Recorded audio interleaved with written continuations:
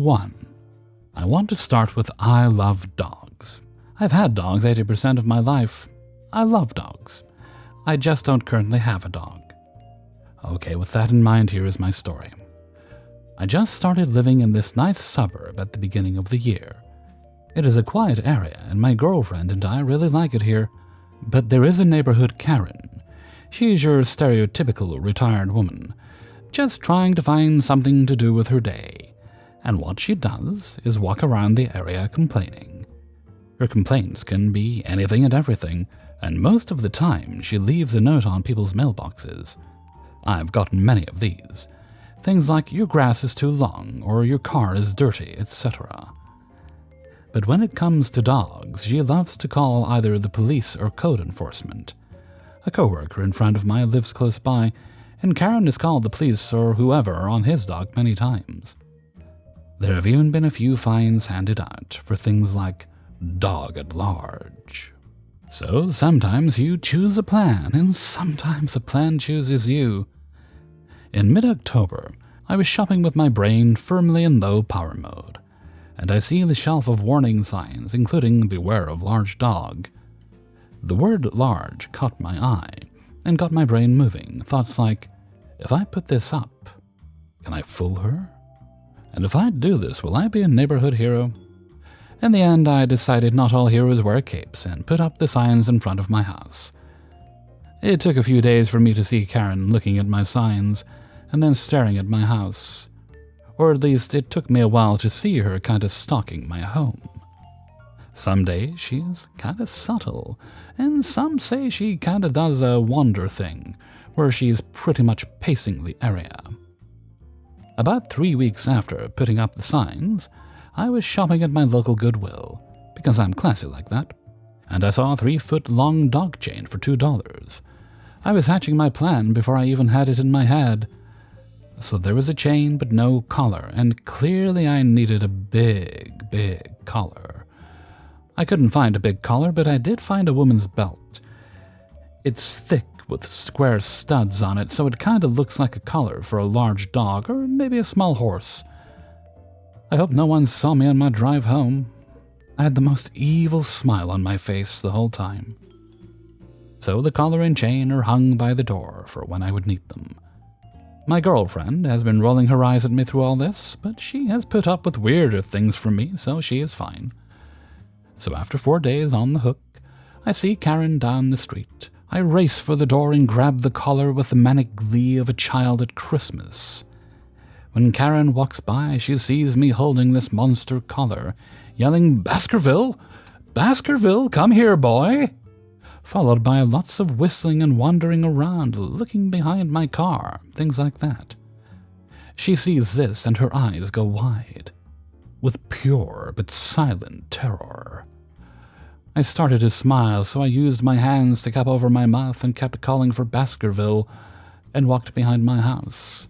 I was holding in my laughter so hard I may have gotten a hernia, but if I did, it was worth it. I've done this same thing 5 times in the last few weeks, and it's still as fun as the first time. I'm pretty sure I've wasted 14 afternoons of this woman's life. She spent so much time trying to catch my beloved Baskerville, it's something she can call the cops on. So far, no one has come to my house, like a cop or whatever, and I'm pretty sure Karen has caught on to what I'm doing. But I only spent $20 on the signs and collar belt, so I feel like I got my money's worth. 2. This was in the early to mid-2000s. I decided to go to the local fire department as a volunteer firefighter. I did for about 5 years, and it was great. Training consisted of 3 months of fire training, 2 nights a week and all day Saturday. And then you would go to EMT training, another 3 months of training. I was about a year in, and I was asked to help train some new recruits. One of the lieutenants, Amy, was a short, middle-aged woman who was so full of fire she could make a grown man cry. One of those people who commands both fear and respect wherever she went. Honestly, a great lieutenant and a great person. When she wasn't being a drill sergeant, she was extremely kind and generous. She would often bake people cakes and treats and deliver them to the various stations in our department. However, in this new academy class that I was asked to help with, was a cocky kid named Aaron. Aaron talked big during training and acted like he was the all-American hero, like he was going to be the lead badass in Backdraft 2. He performed moderately well in training, but far from the top of the class. He gets assigned to Amy's station, which is a pretty quiet station in the department. After a few months, he starts. Amy swings by my station one night to say hi. She brings us the motherlode cake from Claim Jumper, massive 6-layer cake. She explains she treated her crew to a night out at Claim Jumper, which must have cost a lot of money. I think she took about 8 people and bought a whole cake to top it all off. They had eaten the first 2 layers, so she gave us the remaining 4. We thanked her profusely, and she left. Back then, the big social media platform was MySpace, and I decided to look up some of the people in the department to make friends. I came across Aaron's page, and I noticed some photos of him and the rest of his crew at Claim Jumper with Amy. However, when I read the comments, he bragged about how he had purposely ordered the most expensive dinner, appetizers, and drinks since Amy was buying. He bragged about how he was going to take advantage of her stupidity. This alone pissed me off because she was doing this super nice and generous thing. What an ungrateful, selfish dick. Then I read the rest of his profile. He had videos and memes on his page glorifying himself as a badass firefighter, bragging about running into burning buildings and how he was such a hero. He was flirting with girls, blatantly trying to impress them with how brave he is. Bear in mind, he just graduated from the academy 3 months prior and hadn't even gone to EMT school. He had never been to a house fire, and all he basically did was carry gear for the other fully qualified firefighters. It was too much for me to tolerate. So here is the revenge. I printed off copies of this MySpace page, including his comments about Amy and toxic bragging. I made multiple copies and took them to every station in the department. We all had pagers. God, I'm old. And a small keyboard at each station to send out text messages. I made an anonymous all-staff page to everyone in the department. I had to keep it brief since I couldn't fit a ton of characters, but I sent out his MySpace info and told everyone about how he treated Amy. Within an hour, Aaron had cleared out his MySpace page of all posts, photos, etc. A couple of days later, he deleted his account. It's a good thing I made so many copies. Immediately after this happened, he stopped coming to volunteer, and a few weeks later, I heard he had quit. I later talked to Amy and admitted I was the one who sent the page. I told her I hated how he treated her, and she thanked me. She seemed really sad and hurt by what he had done. But being the tough, short lady that she was, she quickly got back into being an actual badass firefighter. She later started dating and married a fire chief that also helped at the academy. I've lost touch with her, but I hope she did well. She seemed pretty happy the last time I saw her. 3. Back in 2020, I started working at what I thought was my dream company. I won't go into too much detail, but it revolved around games and writing. I love both, especially writing, so I was over the moon for the opportunity. The happiness was short-lived, though. I was assigned a mentor upon arriving who was coincidentally also the unofficial supervisor for our team. This person seemed to instantly dislike me. I don't know what it was, maybe the fact that I had previous work experience. They'd mainly hired students or straight-out-of-college people, and I asked for a bigger paycheck than most previous employees as I was transitioning from a job. I wasn't going to ask for less than I was already making, obviously. Working there was the single worst experience of my life. She obviously provided zero mentorship, and whatever I asked, she just said it was good enough, etc. Never gave any constructive or helpful criticism that could help me improve. I still worked really hard and still think I did a lot considering how new I was and inexperienced for that position. On our one-on-ones with HR, even when she didn't have work-related stuff to complain about, she'd say stuff like I go to the toilet too much, and she'd count how much time I spent on the toilet and deduct it from my lunch break.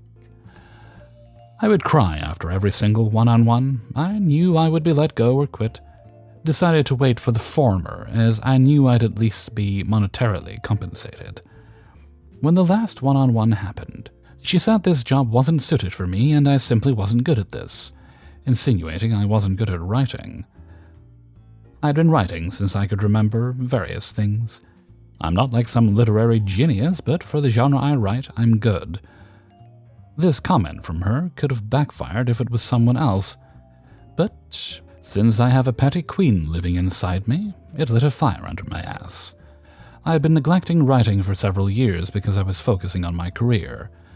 I started writing a book and published it on a popular online platform. It did really well, like hundreds of thousands of reads well. I wrote a second book. This second book now has a publishing deal. I'm actually going to be able to walk into a Barnes & Noble and find a physical copy of my book. All because I was petty and wanted to show my ex-mentor she was wrong about me. I literally can't wait until I can publicly post about this on LinkedIn, because I have her as a connection there, and I know she'll see it.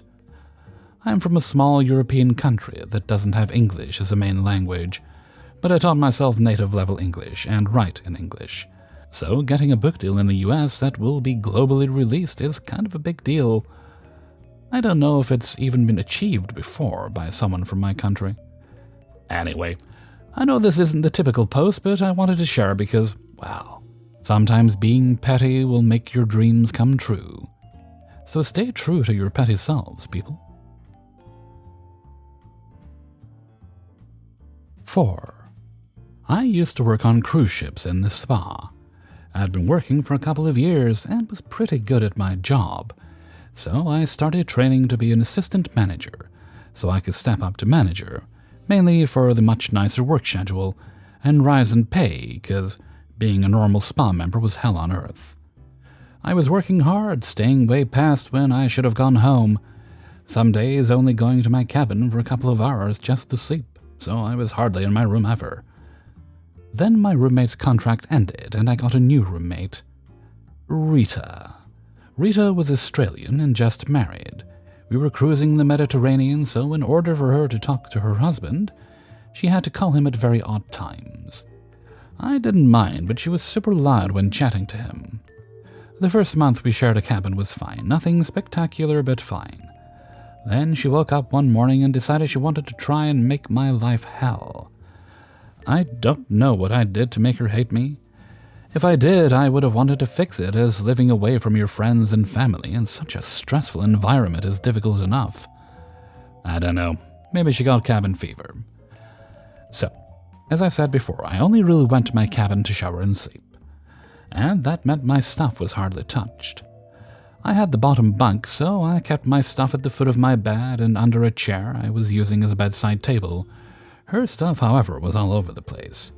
She also started being extra noisy whenever I was trying to sleep. We were set up to be on different teams, so a roommate will have some privacy for a couple of hours every time you had some time off, normally in port or a morning 3 times a week. I would start work at 7 a.m. and work till about 10 p.m., some days till past midnight. I was tired when I was in my cabin, but then she would insist on being the most annoying person on earth. She would dry her hair at 2 a.m., watch a movie on loud, drink beers loudly, and be noisy on the top bunk.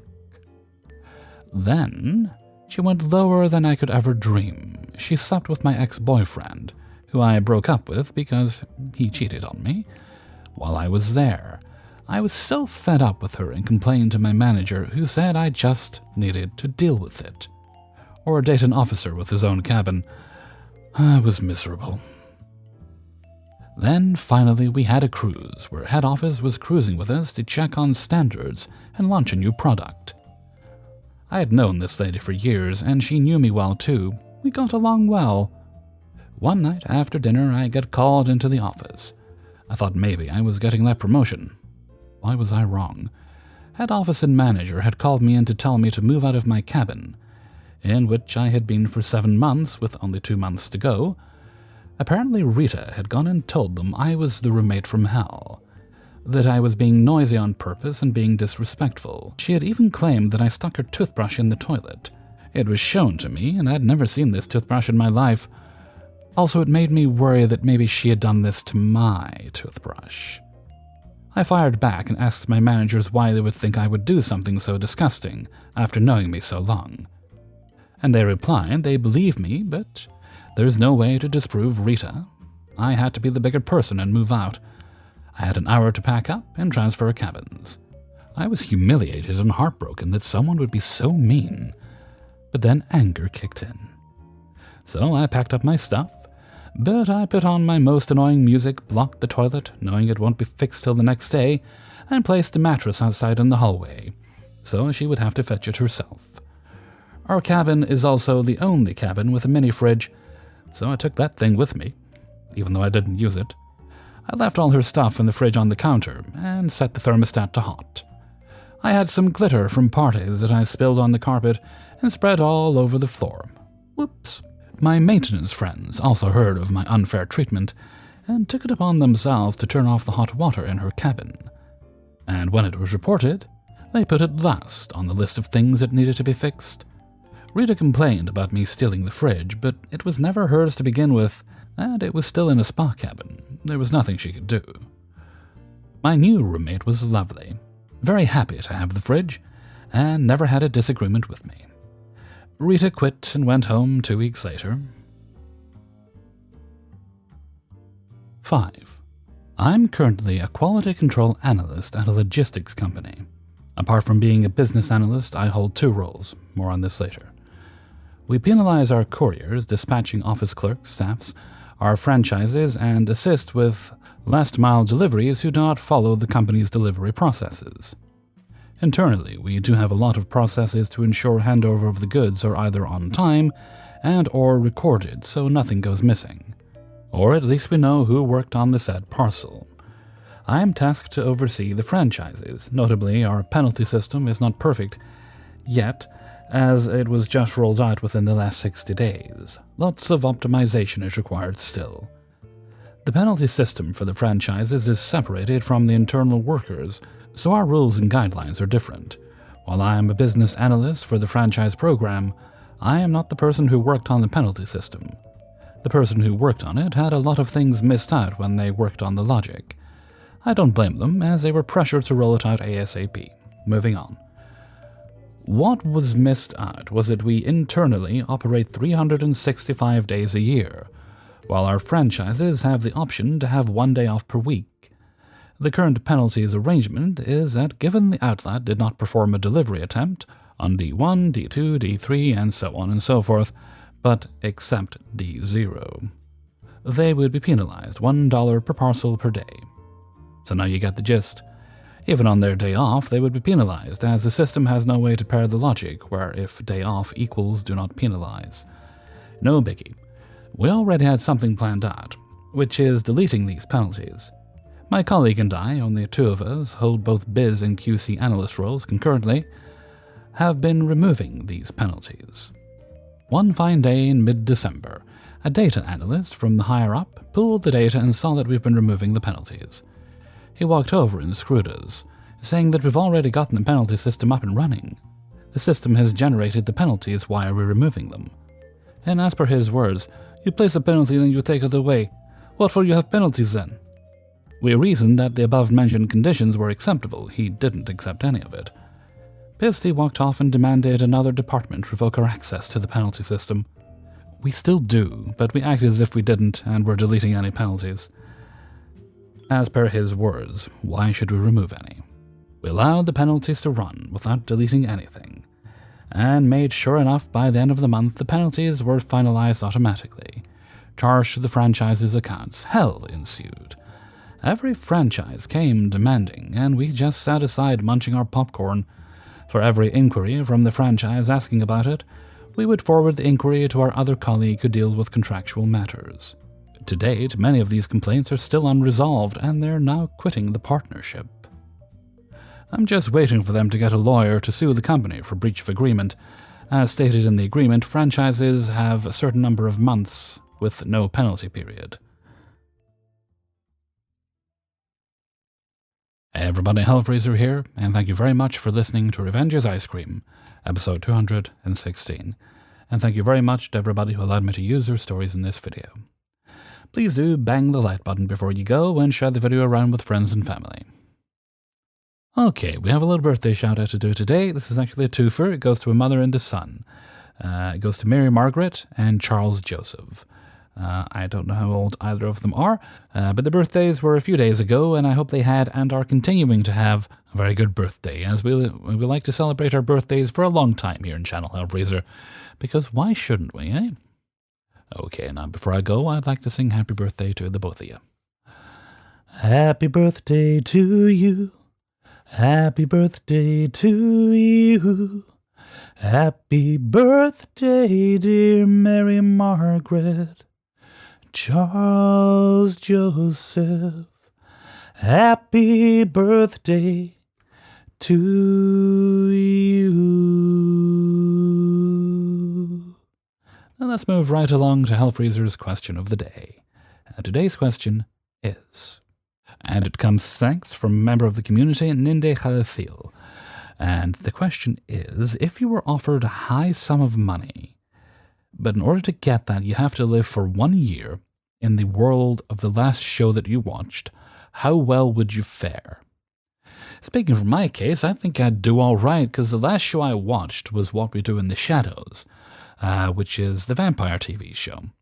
So it's essentially just the real world with vampires, so I'd probably do just fine. I'd imagine I'd just continue about my life, but, with vampires. Maybe I'd become one, so that'd be kind of cool as well. I'd be great with fangs. But what are your answers? How well would you do? I hope you didn't watch anything awfully dangerous.